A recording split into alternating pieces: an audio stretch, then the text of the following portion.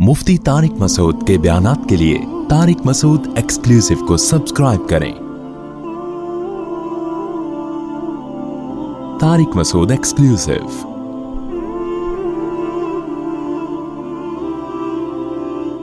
आपको मालूम है, इससे पहले रुकू में अल्लाह ताला ने कोहे तूर पे मूसा अलैहिस्सलाम को बुलाने का तज़किरा किया। फिर मूसा अलैहिस्सलाम को वही की और हुक्म दिया गया कि ये मोजज़े हैं, आप इन मोजज़ों को लेकर फ़िरौन के पास जाओ, इन्नहु तग़ा, उसने बड़ी सरकशी कर रखी है।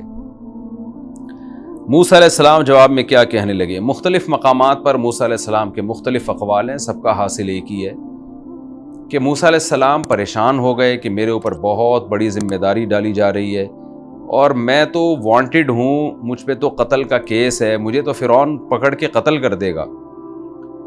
तो कुरान ने मुख्तलिफ़ जगहों पे मूसा अलैहिस्सलाम के मुख्तलिफ़ इश्कालात का तज़किरा किया है। यहाँ भी कुरान का तज़किरा है, क़ाल रब्बि इश्रह ली सदरी।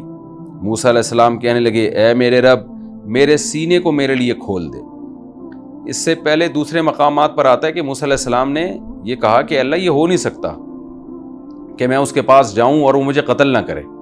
तो उन तमाम वो कलाम अपनी जगह और ये कलाम अपनी जगह, इन सारी बातें हुई हैं, लेकिन कहीं अल्लाह ने किसी बात का तज़किरा किया, कहीं किसी बात का तज़किरा किया। मूसा अलैहिस्सलाम को जब यकीन हो गया कि अल्लाह मुझे भेजेंगे तो क्या फरमाया? रब्बि इश्रह ली सदरी, दुआ मांगने लगे, ऐ अल्लाह मेरे सीने को खोल दे। ये किनाया है कि मेरे ऊपर इस बोझ को आसान कर दे। वयस्सिर ली अमरी, मेरे मामले को आसान कर दे। वहलुल उक़दतम मिन लिसानी, यानी इश्रह ली सदरी का मतलब मेरा हौसला बढ़ा दे और इस काम को, जो तबलीग का काम तूने मेरे ज़िम्मे लगाया है, इसको आसान कर दे। वहलुल उक़दतम मिन लिसानी, और मेरी ज़बान में जो गिरा है इसको भी खोल दे। यहाँ एक मुफस्सिरीन ने एक वाक़या ज़िक्र किया है कि मूसा अलैहिस्सलातु वस्सलाम ने बचपन में फ़िरौन की दाढ़ी पकड़ के खींची। फ़िरौन को गुस्सा आया, उसने इरादा किया हज़रत मूसा को कत्ल करने का। तो हज़रत आसिया ने फरमाया कि ये बच्चा है, नासमझ है, इसलिए इसने ऐसा काम किया।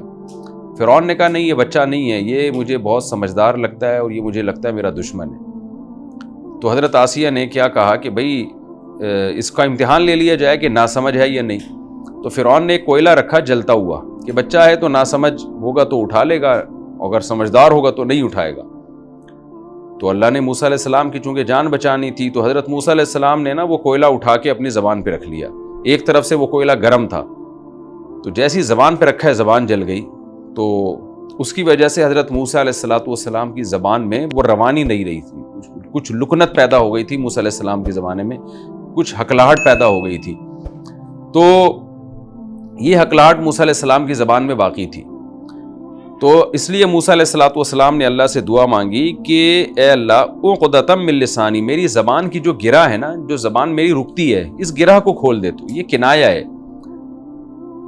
ये किनाया है कि ज़बान का रवानी से ना चलना। मेरी इस ज़बान की लुकनत को तू खोल दे। यफ़क़हू क़ौली, ताकि लोग मेरी बात सुने। अच्छा, ये जो वाक़या बयान किया जाता है ना, यानी अंगारे का, ये भी मुमकिन है कि ये वजह ये ना हो, बल्कि ज़बान की लुकनत, चूँकि जो मेडिकल साइंस कहती है ज़बान की लुकनत का ताल्लुक़ ज़बान के किसी ऐब से नहीं है, बल्कि इसका ताल्लुक़ है आपके माइंड से, दिमाग से ताल्लुक़ है। तो बाज़ में ये लुकनत होती है, तो उसकी वजह जो है, ये कोई ज़बान का कोई ऐब नहीं होता। वल्लाहु आलम, जो भी हो, हमें उससे गरज नहीं है। कुरान से इतना बहरहाल पता चलता है कि मूसा अलैहिस्सलाम की ज़बान में गिरा थी, जिसकी वजह से आप खुल के कलाम नहीं कर सकते थे। उसके मादी असबाब कुछ भी हो सकते हैं। खूब समझ लें, पैगम्बरों में पैदाइशी तौर पर ऐब नहीं होते, यानी ऐसे ऐब नहीं होते जो लोगों में ऐब समझे जाएं। पैगम्बरों को अल्लाह ज़ाहिरी नक़्स से पाक रखता है। तो हज़रत मूसा अलैहिस्सलाम की ज़बान में जो लुकनत थी वो किसी मसलहत से होगी और वो भी अल्लाह ने दूर कर दी। लेकिन इसके बावजूद मूसा अलैहिस्सलाम की बात में उस तरह फसाहत नहीं थी जैसे हारून अलैहिस्सलाम की ज़बान में थी, जिसकी वजह से फ़िरौन हज़रत मूसा को ताने देता था, वला यकादु युबीन, कि ये अपनी बात को खुल के बयान नहीं कर सकते। तो ये भी मुमकिन है फ़िरौन ने ये झूठा इल्ज़ाम लगाया हो, और अगर ये सही इल्ज़ाम था तो इससे पता चलता है कि किसी ख़ास हिकमत से अल्लाह ताला ने हज़रत मूसा अलैहिस्सलाम को ज़बान में वो वाली फसाहत नहीं दी थी जो हारून अलैहिस्सलाम को दी थी। वहलुल उक़दतम मिन लिसानी, अल्लाह मेरी ज़बान की गिरह को खोल दे। यफ़क़हू क़ौली, ताकि लोग मेरी बात समझें। وَاجْعَلْ لِي وَزِيرًا مِّنْ أَهْلِي، اور میرے اہل سے میرا ایک وزیر کہتے ہیں نائب کو، وزارت یہ مختلف شعبے ہوتے ہیں نا تاکہ حکومت کے معاون اور مددگار ہوتے ہیں یہ۔ ہارون، وہ میرا رشتہ دار کون ہے؟ ہارون اخی، جو میرا بھائی ہے۔ تو موسیٰ علیہ السلام نے چاہا کہ میرے ہی خاندان کا ایک فرد میری معاونت کے لیے مجھے مل جائے۔ اشدد بہ ازری، اے اللہ ہارون کے ذریعے میری کمر کو، میرے ازار کو مضبوط کر دے، یعنی مجھے طاقت دے دے۔ وَأَشْرِكْهُ فِي أَمْرِي، اور میرے اس کام میں یعنی نبوت میں اس کو میرا شریک کر دے۔ امری سے مراد ہے نبوت، کیونکہ موسیٰ علیہ السلام حضرت ہارون کو ویسے بھی تبلیغ پہ اپنے ساتھ لے جا سکتے تھے، لیکن نبی بنانا یہ صرف اللہ کا کام ہے۔ اس لیے موسیٰ علیہ السلام اللہ سے دعا مانگ رہے ہیں کہ صرف اس کے ذریعے میری کمر کو مضبوط نہیں کرنا، صرف مبلغ یا داعی نہیں بنانا، بلکہ اشرکہ فی امری، میرے اس معاملے میں یعنی نبوت کے معاملے میں تو اس کو میرے ساتھ شریک بھی کر لے۔ کئی نسبحک کثیرا، تاکہ ہم تیری خوب پاکی بیان کریں۔ اکیلا ہوں گا تیری حمد و ثنا جب میں بیان کروں گا مخالفت بہت ہوگی، دو جب ملیں گے تو پھر خوب تیری کبریائی کو بیان کریں گے، تیرا ہر عیب سے پاک ہونا بیان کریں گے۔ وَنَذْكُرَكَ كَثِيرًا، اور تیرا خوب ذکر کریں گے ہم۔ کیسا پیارا کلام ہے کہ جب آپ دین پہ چلتے ہیں نا اور آپ کے معاون اور مددگار ہوتے ہیں تو آپ کو ایک طاقت ملتی ہے، موٹیویشن ملتی ہے، آپ ڈٹ کے مقابلہ کرتے ہیں باطل کا، اللہ کی خوب بڑائی بیان کرتے ہیں۔ لیکن جہاں انسان تنہا ہوتا ہے، چاروں طرف کفر کا اور اللہ کی نافرمانی کا ماحول ہو، وہاں اللہ کی بڑائی بیان کرنا بھی انسان کے لیے مشکل ہو جاتا ہے۔ تو موسیٰ علیہ السلام کہہ رہے ہیں تاکہ ہم خوب تیری پاکی بیان کریں اور خوب تیرا ذکر کریں۔ انک کنت بنا بصیرا، بے شک تو ہمارے حالات کو دیکھ رہا ہے۔ قال قد اوتیت سؤلک یا موسیٰ، اللہ نے وہیں کوہ طور پہ فرمایا موسیٰ تیرا سوال تجھے دے دیا گیا، تیری ساری دعائیں ہم نے قبول کر لیں، تیرا بھائی نبی بھی بنا دیا ہم نے، تیری زبان کی گرہ کو بھی آج سے ہم نے کھول دیا، اور تیرے بھائی کے ذریعے تیری کمر بھی ہم نے مضبوط کر دی۔ لیکن یاد رکھ وَلَقَدْ مَنَنَّا عَلَيْكَ مَرَّةً أُخْرَى، ہم نے تجھ پر اس سے پہلے بھی بہت سارے احسانات کیے ہیں۔ اب دیکھیں موسیٰ علیہ السلام کو جو کام دیا جا رہا ہے نا، بہت ہی ٹف کام ہے، میں اور آپ اس کا تصور نہیں کر سکتے۔ اور اللہ کی کیسی حکمتیں ہیں، حضرت موسیٰ کو مبلغ بنانا تھا اور حضرت موسیٰ سے خطاً ایک قتل بھی کروا دیا اللہ نے، اور زیادہ مشکلات۔ یعنی ہونا تو یہ چاہیے نا کہ اللہ نے جب موسیٰ علیہ السلام کو تبلیغ کے لیے فرعون کے پاس بھیجنا ہے تو حضرت موسیٰ سے وہ کام ہی نہ ہونے دیتے اللہ تعالیٰ کہ وہ آپ وانٹڈ بن جائیں، لیکن اللہ اپنے محبوب بندوں کو آزماتا ہے۔ ذمہ داری کیا ڈالی جا رہی ہے اور اس میں کتنی بڑی پریشانی میں حضرت موسیٰ علیہ السلام مبتلا ہو گئے کہ ان سے ایک ناحق قتل ہو گیا نہ چاہتے ہوئے بھی، اور پھر اب فرعون کے محل میں جانا ان کے لیے مشکل ہو گیا۔ اس سے پتہ چلتا ہے بھائی اللہ کے کام اللہ ہی جانتا ہے، ہم تو ایک زمینی حقیقت کو دیکھ کے اور اسباب اور وسائل کو دیکھ کر فیصلے کر رہے ہوتے ہیں، یوں ہوگا، ہوگا کیا وہ اللہ ہی کے علم میں ہوتا ہے، اور ہم جو فیصلے کر رہے ہوتے ہیں کہ یہ اس وجہ سے ہوا، یہ اس وجہ سے ہوا، اس کا بھی ہمیں علم نہیں ہے، کون سا کام کس وجہ سے ہوا یہ بھی اللہ کے علم میں۔ تو مسلمان کو اللہ پہ ایمان رکھنا چاہیے، اللہ پہ توکل رکھنا چاہیے، اور اللہ کو راضی کرنے کی فکر میں لگے رہنا چاہیے، پھر جو ہوگا انشاءاللہ وہ صحیح ہوگا۔ قال قد اوتیت سؤلک یا موسیٰ، موسیٰ تجھے تیرا سوال دے دیا گیا۔ وَلَقَدْ مَنَنَّا عَلَيْكَ مَرَّةً أُخْرَى، اور ہم نے اس سے پہلے بھی تجھ پر احسان کیا ہے۔ اِذْ أَوْحَيْنَا إِلَىٰ أُمِّكَ مَا يُوحَىٰ، اس وقت کو یاد کر جب ہم نے تیری ماں پر وحی کی، وہ جو ہم نے وحی کی، وہ وحی کیا تھی؟ ان اقذ فیہ فی التابوت، کہ اے موسیٰ کی ماں تو اس بچے کو تابوت میں ڈال دے۔ تو اللہ موسیٰ علیہ السلام کو بتا رہے ہیں کہ اے موسیٰ تیرے علم میں تو تھا نہیں، لیکن جب تو ماں کی گود میں تھا اور فرعونی تجھے قتل کرنے کی کوشش کر رہے تھے، تیری ماں ڈر رہی تھی کہ فرعونی آئیں گے میرے معصوم بچے کو قتل کر دیں گے، ہم نے تیری ماں کے دل میں یہ تدبیر ڈالی کہ اس بچے کو تابوت میں ڈال دے، ورنہ ماں کا جگرا نہیں ہے کہ اپنے ہاتھ سے اپنے بچے کو تابوت میں ڈالے۔ فَاقْذِفِيهِ فِي الْيَمِّ، پھر ہم نے تیری ماں کے دل میں یہ القاء کیا کہ اس بچے کو یا اس تابوت کو پھر پانی میں ڈال دے، کیونکہ ماں کے لیے یہ سارے کام بڑے مشکل ہوتے ہیں، لیکن ایک طرف ماں کو یقین ہے کہ مجھے بچے کو قتل کر دیں گے، دوسری طرف ماں کے دل میں اللہ ڈال رہا ہے کہ بھئی تو تابوت میں ڈال کے پانی میں ڈال دے۔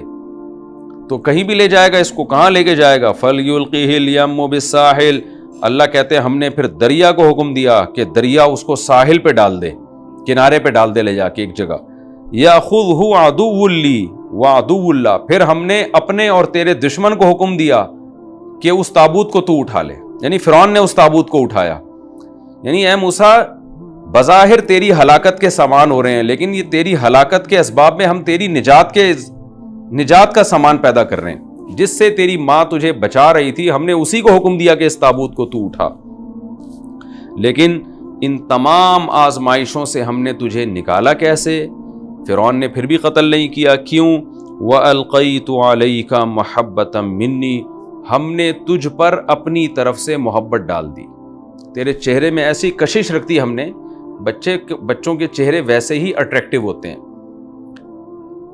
آپ کبھی کسی بچے کے چہرے کو دیکھیں نا, اس کی معصومیت, اس کی ہنسی, اس کا رونا, انسان اس کی طرف بہت زیادہ مائل ہوتا ہے. اور اللہ نے اس کے چہرے پر ایک الگ ہی معصومیت رکھی ہوتی ہے, تبھی تو بچے پیارے لگتے ہیں. یہ فطرت کا, اللہ کا بنایا ہوا نظام ہے, کیونکہ بچے نہ ہماری کوئی خدمت کر رہے ہوتے ہیں, نہ یعنی وہ خدمت لے بہت زیادہ رہے ہوتے ہیں.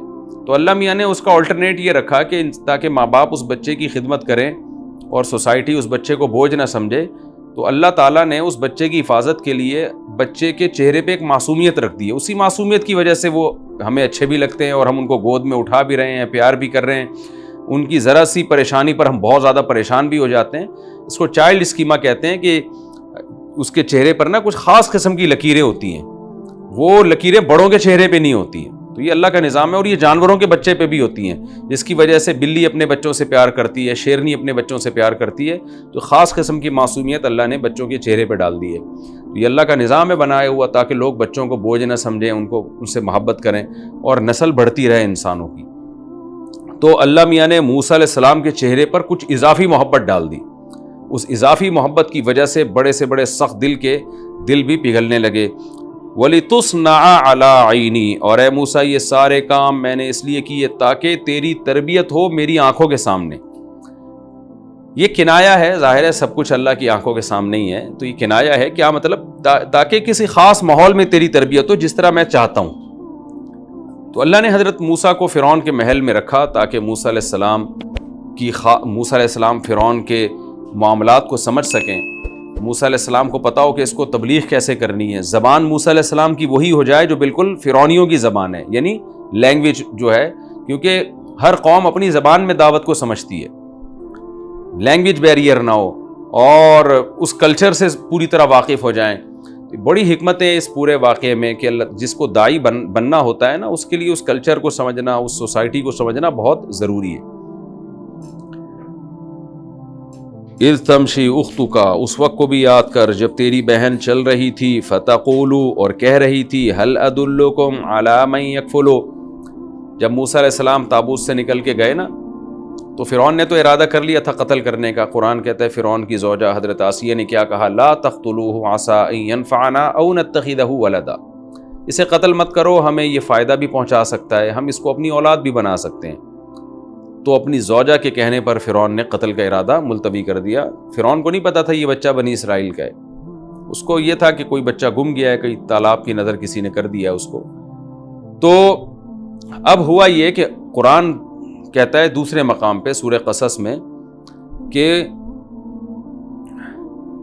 موسیٰ علیہ السلام کی جو ماں ہے نا, وہ بے صبری کا وہ ان سے صبر چھیننے لگا. لولا ربطنا علی قلبہا ان کادت لتبدی بہ, جب موسیٰ کی ماں کو پتہ چلا نا یہ میرا بچہ فرعون کے محل میں گیا اور فرعون کی گود میں آیا یہ, تو موسیٰ علیہ السلام کی ماں ایسی پریشان ہوئی ہیں, اتنی جذباتی ہو گئیں کہ جیسے ماں ہوتی نا, ماں کی ممتا ایک فوراً جوش مارتی ہے کہ میں جا کے اپنے بچے کو چھینوں کہ بھئی میرے دشمنوں کے پاس کیسے چلا گیا. لیکن ظاہر ہے اگر موسیٰ کی ماں جا کے بتا دیتی یہ میرا بچہ ہے, فرعون نے فوراً اس کو قتل کر دینا تھا. یہ ثابت ہو جاتا بھئی یہ تو بنی اسرائیل کی عورت ہے, اس کا مطلب یہ بنی اسرائیل کا بچہ ہے.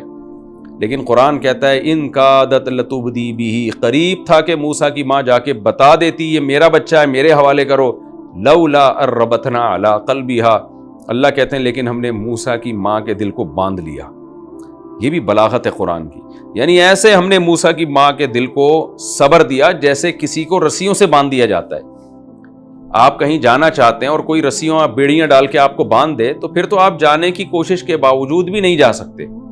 تو اللہ کہتے ہیں ہم نے موسیٰ کی ماں کو ایسے صبر کی توفیق دی ہے کہ جیسے ہم نے اس کے دل کو، یعنی اس کے لیے الفاظ قرآن نے رب کے استعمال کیے جو باندھنے کے معنی میں آتے ہیں. ہم نے اس کو گروں سے گویا باندھ دیا ہم نے اس کے دل کو تاکہ وہ نہ جائے وہاں پہ اور صبر کرے. وہ تو صبر کی ہم نے توفیق دی. پھر کیا ہوا؟ قرآن میں دوسرے مقام پر آتا ہے وَحَرَّمْنَا عَلَيْهِ الْمَرَاضِعَ مِن قَبْلُ. اب موسیٰ علیہ السلام کے لیے دائیوں کا انتظام کیا گیا کہ کون عورت اس کو دودھ پلائے گی اس بچے کو. موسیٰ علیہ السلام پر اللہ کہتے ہیں ہم نے ہر عورت کا دودھ حرام کر دیا. نہیں پی، موسیٰ علیہ السلام دودھ نہیں پی رہے تھے. اب حضرت آسیہ کو بھی فکر ہوئی، فرعون کو بھی، کہ یہ بچہ تو اس طرح ضائع ہو جائے گا. اور بچے کی محبت اللہ نے دل میں فرعونیوں کے ایسے ڈال دی معصومیت کی وجہ سے کہ سب کا دل چاہ رہا تھا کہ یہ بچ جائے کسی طریقے سے. تو ایسے موقع پہ اللہ کہتے ہیں اذ تمشی اختک، اس وقت کو بھی یاد کر اے موسیٰ جب تیری بہن چل رہی تھی، فتقول، اور کہہ رہی تھی هل ادلکم علی من یکفل. قرآن میں سورہ قصص میں ہے کہ موسیٰ علیہ السلام کی جو بہن ہے نا وہ چپکے چپکے اس تابوت کو دیکھتی رہی تھی کہ یہ جا کہاں رہا ہے. فبصرت به عن جنوب وهم لا يشعرون. فرعونیوں کو نہیں پتا تھا، لیکن موسیٰ علیہ السلام کی ماں نے جب بچے کو صندوق میں ڈال کے صندوق کی دریا کی موجوں کے حوالے کیا تو وہ بہن جو تھی اسی وقت سے دیکھتی رہی تھی کہ میرا یہ بھائی کہاں جا رہا ہے. ظاہر ہے بہنوں میں بھی محبت ہوتی ہے اور ہو سکتا ہے موسیٰ علیہ السلام کی ماں نے حکم دیا اور چپکے چپکے دیکھتی جا رہی تھی. اور جب فرعون کے محل میں پہنچا تو وہاں بھی وہ چپکے چپکے دیکھ رہی تھی سارا منظر. لیکن اللہ کہتے ہیں فرعونیوں کو پتہ نہیں چلا، کیونکہ اگر ان کو پتہ چلتا کہ یہ دیکھ رہی ہے تو فوراً تفتیش کرتے کہ بھئی یہ بچہ تمہارا کیا لگتا ہے جو تم اتنے غور سے دیکھ رہی ہو. تو حضرت موسیٰ کی بہن نے بڑی ذمہ داری سے اور سمجھداری سے یہ کام کیا کہ یہ پتہ تو چلے کہ یہ پہنچا کہاں ہے لیکن ان کو پتہ نہ چلے کہ میں اس تحقیق میں ہوں. تو جب ان میں اختلاف ہو گیا بھائی یہ تو کسی ماں کا دودھ پیتا ہی نہیں ہے، کسی عورت کا دودھ ہی نہیں پیتا یہ بچہ، تو ایسے موقع پہ موسیٰ علیہ السلام کی بہن آئی اور کہنے لگی هل ادلکم علی من یکفل، میں تمہیں ایسے خاندان کا پتہ نہ بتاؤں جو اس کی کفالت کر لیں گے. اور دوسرے مقام پہ آتا ہے یعنی اس کا مقصد یہ ہے کہ میں ایسی عورت کا پتہ بتاؤں گی کہ امید ہے کہ یہ ان کا دودھ پی لے گی. تو اس طرح موسیٰ علیہ السلام کی ماں کو بلایا گیا. موسیٰ علیہ السلام کی ماں نے یہ شو نہیں کیا، ایک دائی بن کے آئیں اور جب بچے کو چھاتی سے لگایا بچے نے فوراً دودھ پینا شروع کر دیا. تو قرآن کہتا ہے کہ فرجعناک الی امک، اے موسیٰ میں نے تجھے تیری ماں کی طرف پہنچا دیا. هل ادلکم علی من یکفل، تیری بہن نے کہا میں ایسا خاندان بتاؤں جو اس کی کفالت کرے گا. نتیجہ کیا نکلا؟ فرجعناک الی امک، اے موسیٰ ہم نے تجھے تیری ماں کی طرف لوٹا دیا، کئی تقر عینھا، تاکہ اس کی آنکھیں ٹھنڈی ہو جائیں. تو یہ بھی اصل میں تجھ پر احسان تھا، تیری وجہ سے تیری ماں کی آنکھیں ہم نے ٹھنڈی کی. اور ولا تحزن، اور وہ غمزدہ نہ ہو.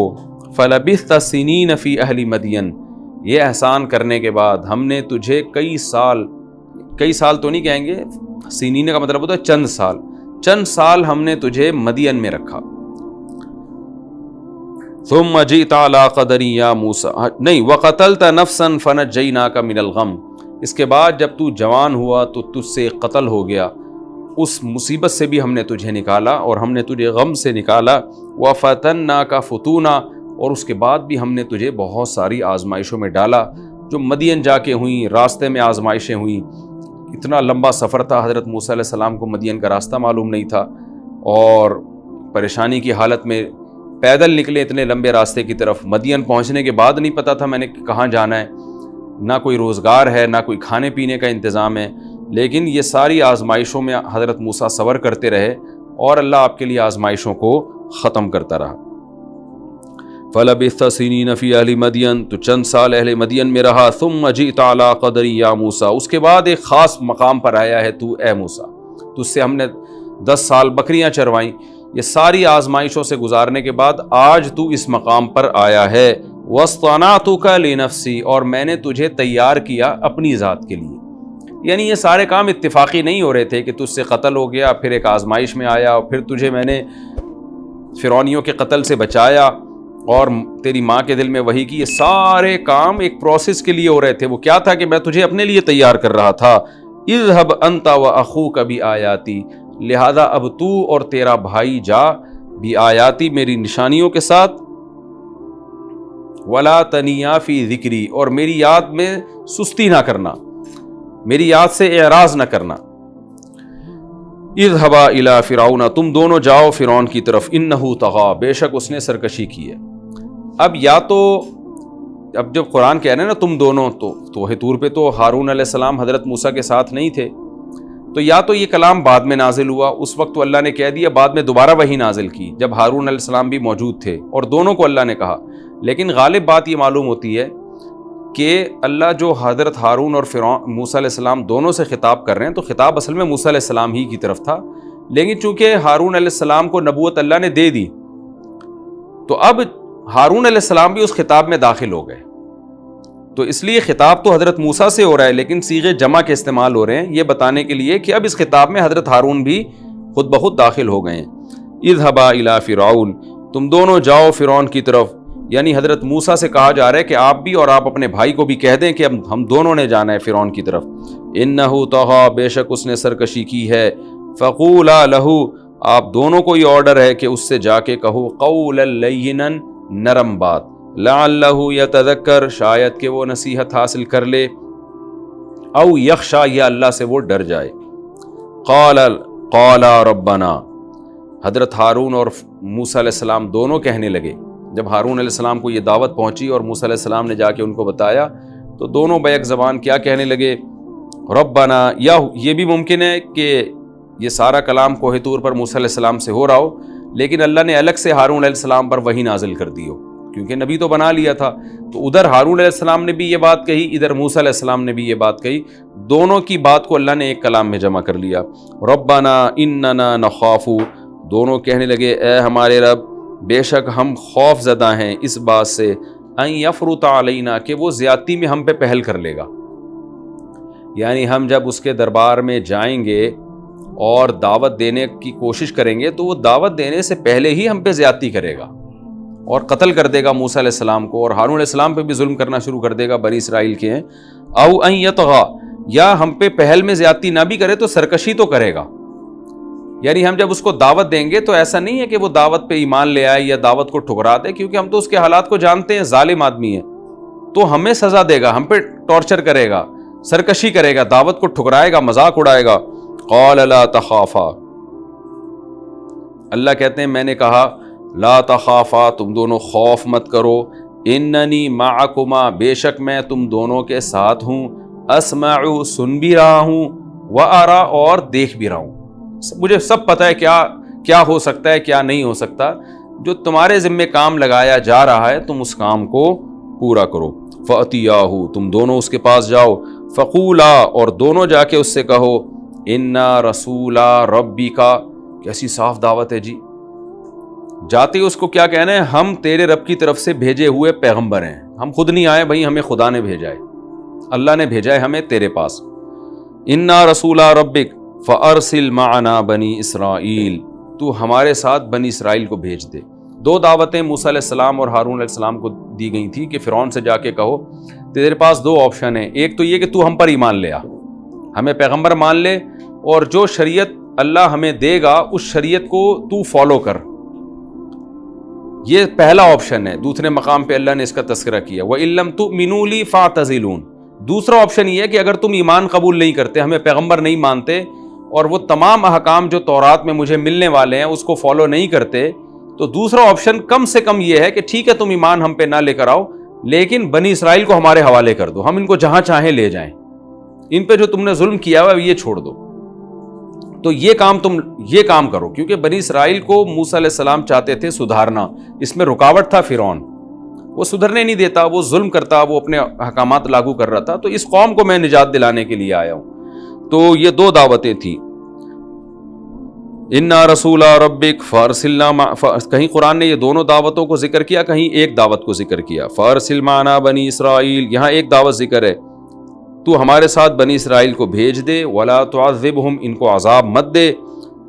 قَدْ جِئْنَاكَ بِآیَةٍ مِّن رَّبِّكَ، اور یہ جو ہم نے دعویٰ کیا کہ ہم تیرے رب کے بھیجے ہوئے پیغمبر ہیں، یہ خالی خولی کا دعویٰ نہیں ہے، ہوائی دعویٰ نہیں ہے، بلکہ ہمارے پاس اس دعوے کی دلیل موجود ہے۔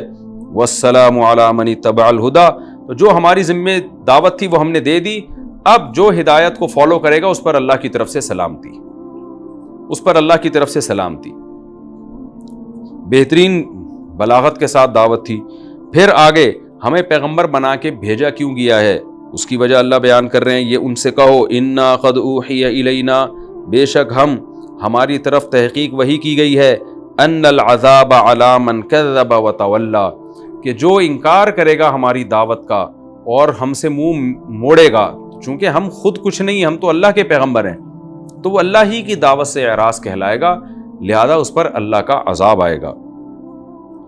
جب موسیٰ اور فرعون نے، موسیٰ علیہ السلام اور ہارون نے دربار میں یہ دعوت دی نا، تو فرعون نے فوراً کہا فمن ربکما یا موسیٰ، اے موسیٰ تم دونوں کا رب کون ہے؟ اس کو کہتے ہیں صنعت اندماج، اللہ نے پورا قصہ درمیان سے حذف کر دیا۔ دیکھیں ابھی تو بات یہ چل رہی ہے نا کہ اللہ نے موسیٰ اور ہارون علیہ السلام سے فرمایا یہ کرو، یہ کہو، یہ جا کے بتاؤ کہ اس شخص پر عذاب آئے گا، اور جو اللہ کی دعوت کا انکار کرے گا وہ عذاب میں ہلاک ہو جائے گا۔ اب قصہ تو یوں ہونا چاہیے کہ اللہ کہیں پھر موسیٰ علیہ السلام گئے سفر کر کے محل میں داخل ہوئے، پھر محل میں جا کے موسیٰ علیہ السلام نے یہ بھی کہا، یہ بھی کہا، یہ بھی کہا، اس کے جواب میں فرعون نے کہا مر ربکما یا موسیٰ، اے موسیٰ کس رب کی بات کر رہے ہو جس نے تمہیں پیغمبر بنایا؟ لیکن قرآن کیا کرتا ہے کہ جو واقعات کے اہم پہلو ہیں صرف ان کو بیان کرتا ہے، اس میں بھی بڑی بلاغت ہے، تو بیچ کے سارے واقعات کو قرآن نے حذف کر دیا۔ قرآن کہہ رہا ہے اے موسیٰ آپ نے جا کے فرعون سے یہ کہنا ہے، یہ کہنا ہے، یہ کہنا ہے۔ آگے جواب میں قرآن کہتا ہے فمر ربکما یا موسیٰ، فرعون نے جواب میں کہا پھر تم دونوں کا رب ہے کون ہے موسیٰ؟ یعنی پورا قصہ بیچ میں اللہ نے حذف کر دیا۔ فمر ربکما یا موسیٰ، یہ جب انسان تلاوت کرتا ہے نا، پھر اس صنعت اندماج کا جو اختصار سے اللہ واقعے کو حذف کرتے ہیں، اس کا بڑا لطف آتا ہے، بڑی بلاغت ہے۔ جیسے آپ نے سورہ مریم پڑھی نا کہ اللہ نے زکریا علیہ السلام کو وحی کی کہ اے زکریا آپ کی نشانی یہ ہے کہ جب آپ کی زوجہ کو حمل ٹھہر جائے گا تو اللہ تکلم الناس ثلاث لیال سویہ، آپ 3 راتوں تک لوگوں سے بات نہیں کر سکتے، اور آپ صرف لوگوں کو تسبیح کا حکم دیں اشاروں کے ذریعے۔ اب یہاں یہ بات ہوئی، آگے قرآن کہتا ہے یا یحییٰ خذ الکتاب بقوہ، اے یحییٰ اس کتاب کو مضبوطی سے تھام لے۔ اب دیکھیں یعنی بیچ میں تو پورا واقعات ہے نا کہ پھر زکریا علیہ السلام نے ایسا کیا، پھر ان کی زوجہ کو حمل ہوا، پھر بچہ پیدا ہوا، پھر بچہ سمجھدار ہوا، پھر اللہ نے حکم دیا، لیکن یہ سارا کچھ حذف کر کے قرآن ایک مقصد کی بات کو بیان کرتا ہے، لیکن اس کے بیان کرنے کا انداز اتنا دلچسپ ہوتا ہے کہ واقعی بلاغت کے اس مقام پر ہے قرآن کہ اس جیسی کتاب دنیا میں کوئی بنا نہیں سکتا۔ یعنی واقعات ایسے ہی بیچ میں حذف نہیں ہوتے خام خواہ میں، اس میں بھی ایک بڑی اٹریکشن پیدا ہو جاتی ہے۔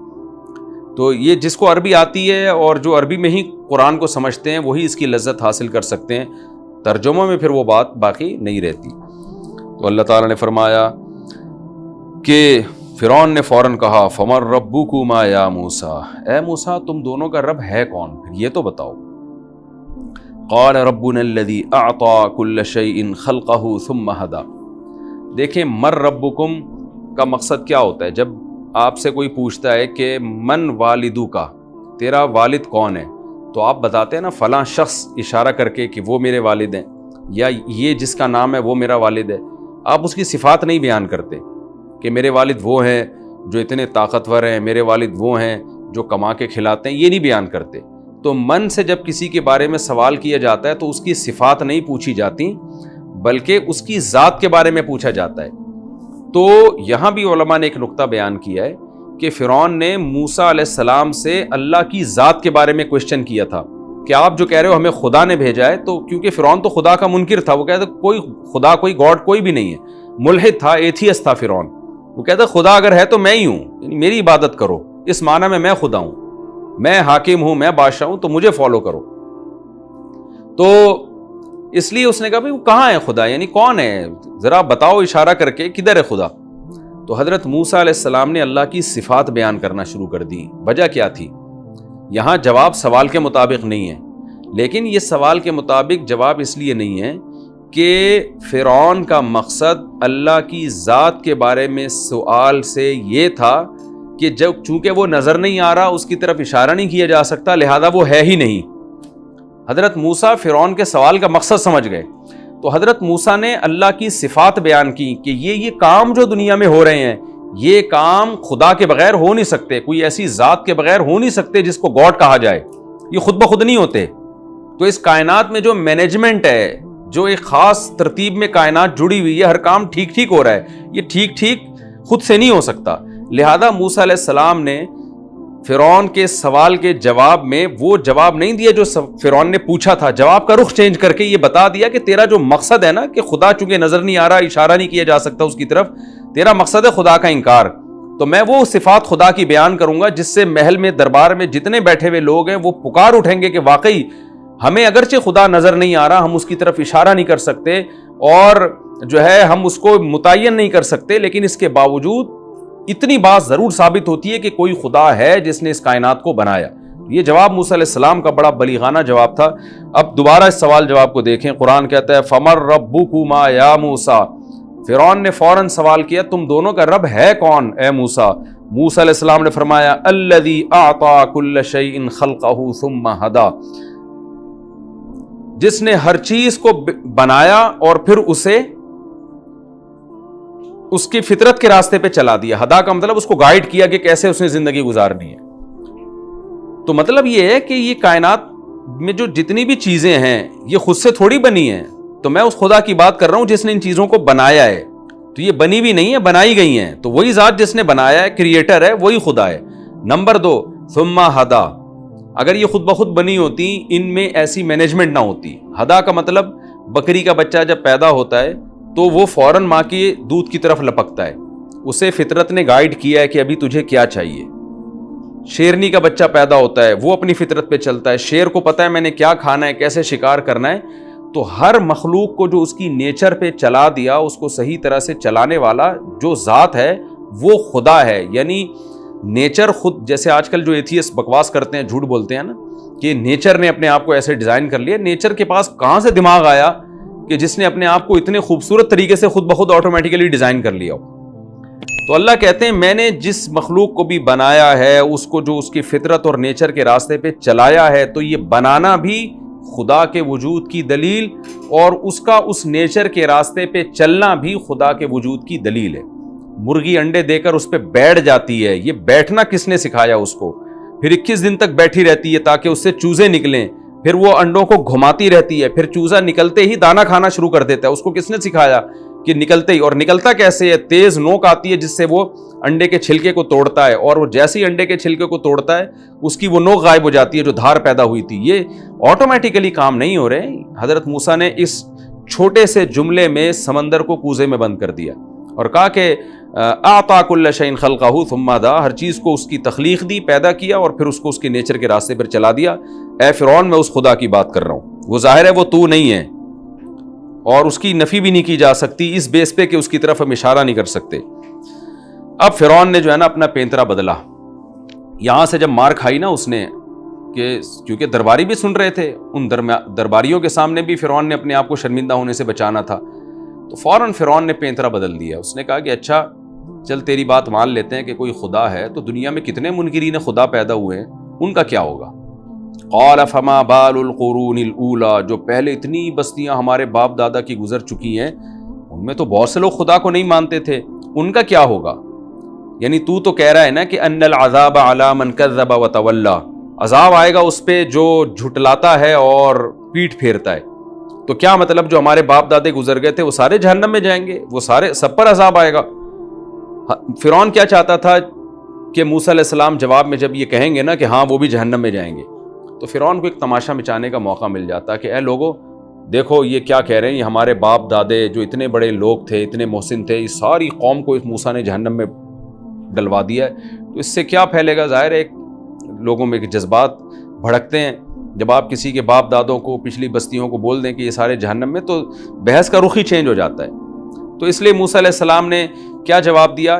جیسے پہلے والے سوال کا جواب موسیٰ علیہ السلام نے فرعون کے سوال کے مطابق نہیں دیا، تو یہاں بھی موسیٰ علیہ السلام کیونکہ مبلغ تھے اور حکمت کے ساتھ دعوت دے رہے تھے، وہ اس فرعون کی شرارت سمجھتے تھے کہ یہ بحث کا رخ موڑنا چاہتا ہے. یہ چاہتا ہے کہ میں بولوں کہ وہ جنت، اگر میں حضرت موسیٰ بول دیتے کہ وہ جنت میں جائیں گے تو لوگ کہتے جب وہ جائیں گے تو ہم بھی چلے جائیں گے. اگر موسیٰ علیہ السلام کہہ دیتے وہ جہنم میں جائیں گے تو پھر ایک نئی بحث شروع ہو جاتی. بھائی اتنے ایسے ایسے لوگ جنہوں نے انسانیت کی ہو سکتا ہے بڑی خدمت کی ہو، ان میں بہت سونے وہ بھی جہنم میں جائیں گے. تو حضرت موسیٰ علیہ السلام نے جواب کیا دیا؟ بہت حکمت کے ساتھ جواب دیا. قال علمها عند ربی فی کتاب، کا ان کا علم میرے رب کے پاس ایک کتاب میں ہے.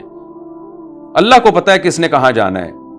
لا یضل ربی، نہ میرا رب غلطی کرتا ہے کہ غلطی سے کسی کو جنت میں بھیجنا تھا جہنم میں بھیج دے، یا جہنم میں بھیجنا تھا غلطی کر کے اس کو جنت میں ڈال دے. میرا رب غلطی نہیں کرتا.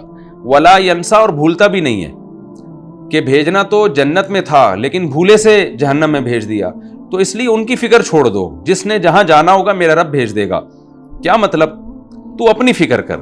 تیرے پاس اللہ کی دعوت پہنچ چکی ہے، تیرے پاس توحید کی دعوت پہنچ چکی ہے، تو اپنی فکر کر. اور تم جتنے لوگ یہاں بیٹھے ہوئے ہو، ہمیں اللہ نے تمہارے پاس پیغمبر بنا کے بھیجا، تم سب اپنی فکر کرو. الذی جعل لکم الارض مہدا، حضرت موسیٰ علیہ السلام کو معلوم تھا کہ میں جیسے جیسے اللہ کی صفات بیان کر رہا ہوں ان کے دل میں خدا کا وجود پیدا ہو رہا ہے. فرعون بھی سمجھ رہا ہے اور یہ درباری بھی. لہذا حضرت موسیٰ نے سوچا کہ فرعون کو سوالات کا موقع نہ دیا جائے، یہ اسی طرح اوٹ پٹانگ اعتراضات کر کر کے بحث کے رخ کو موڑے گا. تو ہمیں جتنا موقع ملے ہم اللہ کی کبریائی بیان کریں. کیونکہ کہا تھا نا موسیٰ علیہ السلام نے کئی نسبحک کثیرا، اے اللہ میرے بھائی ہارون کو بھی میرے ساتھ داعی بنا دے تاکہ ہم تیری کثرت سے تسبیح بیان کریں. تو اسی پر موسیٰ علیہ السلام عمل کر رہے ہیں کہ اللہ کی صفات کو کثرت سے بیان کیا جائے. لہذا کہنے لگے الذی جعل لکم الارض مہدا. فرعون کا خاموش ہونا تھا کہ موسیٰ علیہ السلام نے اللہ کی حمد و ثنا دوبارہ شروع کر دی. الذی جعل لکم الارض مہدا، میں اس اللہ کی بات کر رہا ہوں جس نے تمہارے لیے زمین کو بچھونا بنایا. بچھونے کا کیا مطلب ہوتا ہے؟ ماں جیسے بچے کے لیے بچھونا بچھاتی ہے، اگر بچھونا آٹومیٹیکلی خود سے بچھ جائے نا تو اس میں بچے کی سہولت کی تمام چیزیں نہیں ہوتی. کوئی کپڑا اٹھ کے آ کے زمین پہ گر جائے تو کیا ہوگا؟ ہو سکتا ہے وہ پنکھے کے نیچے نہ ہو سکتا ہے وہ اے سی کے بالکل پنکھے کے سامنے ہو کہ بچہ ٹھنڈ سے ہلاک ہو جائے. لیکن ماں جب تمیز سے ایک بستر لگاتی ہے تو اس میں بچے کی ضرورت کی تمام چیزوں کا خیال کرتی ہے. مچھر سے بھی بچوں کی حفاظت ہو، بچے کو ڈائریکٹ سر پہ بھی پنکھا نہ لگے اگر موسم ٹھنڈا ہے، ایسا بھی نہ ہو کہ پنکھے سے دور ہو کے گرمی سے مر جائے. تو ساری چیزیں تو اللہ کہتے ہیں. حضرت موسیٰ نے فرعون سے کہا کہ الذی جعل لکم الارض مہدا، کہ جس نے اس زمین کو تمہارے لیے بچھونا بنایا. پوری کائنات میں کوئی ایسا خطہ نہیں ہے جہاں انسان اتنے مزے سے زندگی گزار سکے. تو یہ زمین باقاعدہ آرڈر پہ بنوائی گئی ہے اللہ کی طرف سے تاکہ اس میں انسان یہاں آباد ہو سکیں. ایسا نہیں ہے کہ یہاں زندگی کے آثار تھے تو زندگی پیدا ہو گئی جیسے کہ ڈاکٹر یہ ہارون جو کہا کرتا تھا، بلکہ زندگی پیدا کرنے کے لیے اس کو ایسا بنایا گیا ہے کہ یہاں چیزیں زندہ رہ سکیں. یعنی اللہ کی طرف سے یہ کام ہوا ہے خود بخود. یہ ایسے اتفاقات خود بخود نہیں ہوا کرتے. الذی جعل لکم الارض مہدا وسلک لکم فیہا سبلا، اور اس زمین میں اس نے تمہارے لیے راستے بنا دیے تاکہ پوری دنیا انسانوں سے آباد ہو جائے. وانزل من السماء ماء، اور اس اللہ نے پھر آسمان سے پانی بھی برسایا تاکہ زمین سے نباتات پیدا ہوں اور طرح طرح کے چیزیں پیدا ہوں. فَأَخْرَجْنَا بِهِ أَزْوَاجًا مِّن نَبَاتٍ شَتَّىٰ، یہ بھی قرآن کی بلاغت ہے. کلام موسیٰ کا چل رہا ہے، اللہ نے تھوڑی دیر کے لیے موسیٰ علیہ السلام کو ایک طرف کیا کہ اے موسیٰ تو خاموش ہو، اب مجھے بولنے دے. اور اللہ نے اپنے کلام کو قرآن میں ایڈ کر دیا. گویا موسیٰ علیہ السلام کی تقریر سے، جو موسیٰ علیہ السلام کی بیان سے جو اللہ کی کبریائی ثابت ہو رہی ہے، قرآن میں اللہ وہ خود ہمیں سمجھانے کے لیے نا موسیٰ علیہ السلام کے واقعے کو وہاں روک کر، پاز کر کے، اسٹاپ کر کے اللہ اپنے کلام کو داخل کر دیتے ہیں کہ میں خود تمہیں بتاتا ہوں کہ میں کیا کیا کر رہا ہوں، تاکہ قرآن پڑھنے والے کے دل میں بھی اللہ کی محبت پیدا ہو. کیونکہ ان تمام واقعات سے مقصد اب فرعون نہیں ہے، نہ بنی اسرائیل ہیں، اس سے مقصد تو اب آج کے انسانوں کو اللہ کی طرف لانا ہے تاکہ وہ اللہ کے وجود کو اور اللہ کی توحید کو مانے. لہذا اللہ بیچ میں اپنے کلام کو داخل کرتے ہیں. موسیٰ علیہ السلام نے کیا فرمایا؟ وہ رب ہے جس نے زمین کو بچھونا بنایا اور جس نے تمہارے لیے اس میں راستے بنائے. وَأَنزَلَ مِنَ السَّمَاءِ مَاءً، اور اس اللہ نے آسمان سے پانی اتارا. بیچ میں اللہ تعالیٰ آ کے کہتے ہیں فَأَخْرَجْنَا بِهِ أَزْوَاجًا مِّن نَبَاتٍ شَتَّىٰ، پھر دیکھو اس پانی سے ہم نے کیسے طرح طرح کے نباتات پیدا کیے، ایک مٹی، ایک کھاد، ایک پانی، لیکن پیدا ہونے والی کتنی چیزیں. آپ زمین کو کھود کے دیکھیں، نہ تربوز، نہ انار، نہ کیلا، نہ آم، کچھ بھی نظر نہیں آئے گا، لیکن کیا کیا رنگ برنگی لہلہاتی فصلیں پیدا ہوتی ہیں. پھر اللہ کہتا ہے کلو، کھاؤ بھی، ورعوا انعامکم، اور اپنے چوپایوں کو بھی اس میں سے کھلاؤ، جانوروں کو بھی کھلاؤ. ان فی ذلک لآیات لأولی النہی، اللہ کہتے ہیں بے شک اس بارش کے برسنے میں اور زمین کے بچھونے بننے میں اور طرح طرح کے نباتات پیدا ہونے میں اور جانوروں کے کھانے میں اور پھر اس کے گوشت کو تمہارے کھانے میں عقل مندوں کے لیے بڑی بڑی نشانیاں ہیں. جو بے وقوف مادہ پرست احمق لوگ ہیں وہ انہی مادی چیزوں کی تحقیقات میں اپنی زندگیاں برباد کر دیتے ہیں. آپ یوٹیوب پہ دیکھ لینا، بڑے بڑے ڈاکٹر ہیں، اللہ کا نام لیتے ہوئے ان کو پتہ نہیں موت آتی ہے. اب تو ڈاکٹروں میں بھی لبرلزم بہت آ رہا ہے، دودھ کے یہ فضائل ہیں، گوشت میں یہ ہوتا ہے، فلانے میں یہ ہوتا ہے، کبھی منہ سے پھوٹتے نہیں ہیں کہ یہ کون ہے جو ہمارے لیے پیدا کر رہی ہے یہ ذات، لہذا اس کے بھی تو حکام پر عمل کرو نا. یہ خود بخود تھوڑی ہو رہا سارا نظام. تو میڈیکل سائنس کو آپ لفٹ کرائیں، لیکن پہلے خدا ہے جس نے یہ تمام چیزوں کو پیدا کیا. وہ خدا کی قسم کوئی صحت کا خیال نہ رکھے بغیر مر جائے، وہ اتنا بڑا مجرم نہیں ہے، اتنا بڑا نقصان نہیں ہوا. لیکن ایک آدمی میڈیکل سائنس کے تمام اصولوں پر عمل کر کے 100 سال جیتا ہے، خدا کا شکر گزار نہیں ہے، وہ بہت بڑا ناکام ہے. قرآن کی ان آیتوں سے ہمیں یہی پتہ چلتا ہے. تو اللہ کہتے ہیں خود بھی کھاؤ، اپنے جانوروں کو بھی کھلاؤ. اب اللہ میاں نے فرعون کے واقعے کو نا پاز، یعنی گویا کہ اس کو پاز کر دیا ہے، اس کو روک دیا ہے وہاں پہ. اب اللہ ہم سے خطاب کر رہے ہیں کہ ہم نے طرح طرح کے نباتات پیدا کیے اور کھاؤ بھی اور اپنے چوپایوں کو بھی کھلاؤ، اور اس واقعے میں عقل مندوں کے لیے ان باتوں میں بڑی بڑی نشانی ہے.